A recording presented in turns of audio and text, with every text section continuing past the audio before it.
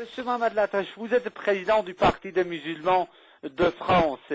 Comment analysez-vous, comment évaluez-vous les récentes déclarations du secrétaire général de l'ONU, M. Ban Ki-moon, qui a visité Gaza et qui a en fait qualifié d'inacceptable la poursuite du blocus de la bande de Gaza? C'était en fait la première fois que le secrétaire général de l'ONU adoptait une telle prise de position claire et nette à ce sujet.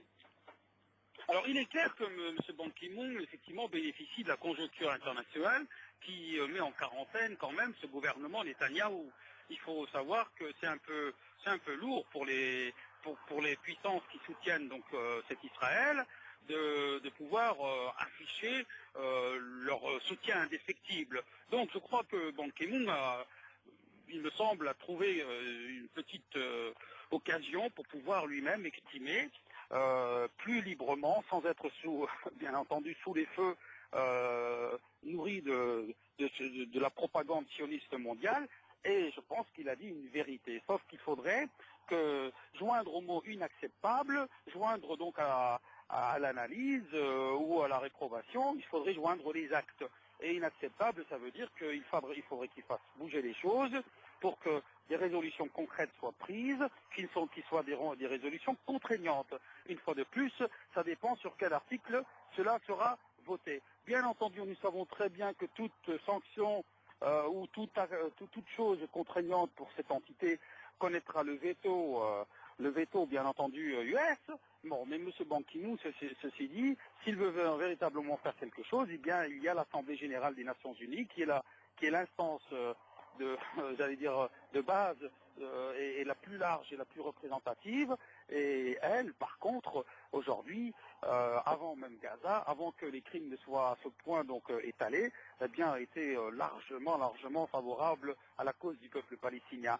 Je crois que il faut s'en féliciter qu'il sorte le mot inacceptable, mais nous aimerions que dans le mot inacceptable, il y ait bien entendu des actes pour pouvoir véritablement, enfin, contraindre, parce qu'on ne parle jamais de casque bleu, par exemple, même si cela est discutable. On ne parle pas de force, alors que pour le Timor, pour d'autres régions dans le monde, eh bien, cela, on n'a pas traîné les pieds. On était même prêt, avec la force africaine qui, bien entendu, s'est interposée volonté du pays africain aidant pour le Darfour. Donc, si vous voulez, je crois que si on veut véritablement faire quelque chose, on peut le faire.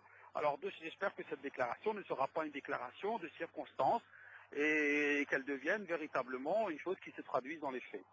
Monsieur le Président Lafrèche, peut-on dire que le régime israélien commence à devenir un problème désormais même pour ses protecteurs, l'Europe, les États-Unis et également l'Organisation des Nations Unies? Il commence à devenir un problème par son refus en fait absolu, total, à se soumettre aux résolutions et décisions internationales.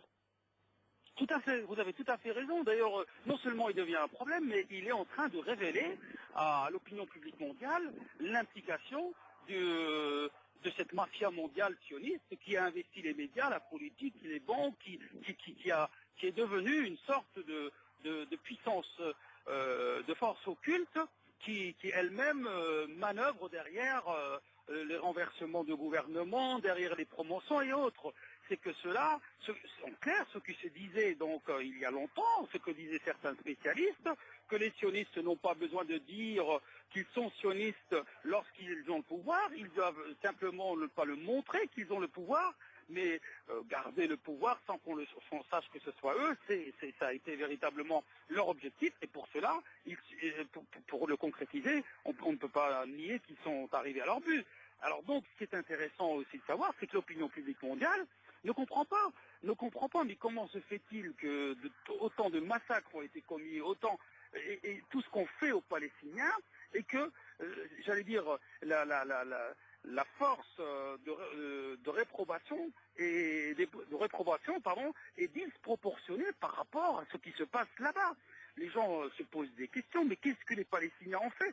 D'ailleurs, on peut reprocher, par exemple, au Hamas de ne pas avoir laissé des tirs de roquettes se faire, alors que cela se faisait ces derniers jours. Mais je pense que le gouvernement Netanyahou s'attendait que s'il y a, bien entendu, dans sa politique de provocation avec ces milliers de logements qu'il lance à chaque fois, s'attendait à ce qu'il y ait des tirs de roquettes pour justifier lui-même une offensive encore de plus et une épreuve de plus pour le peuple gazaoui.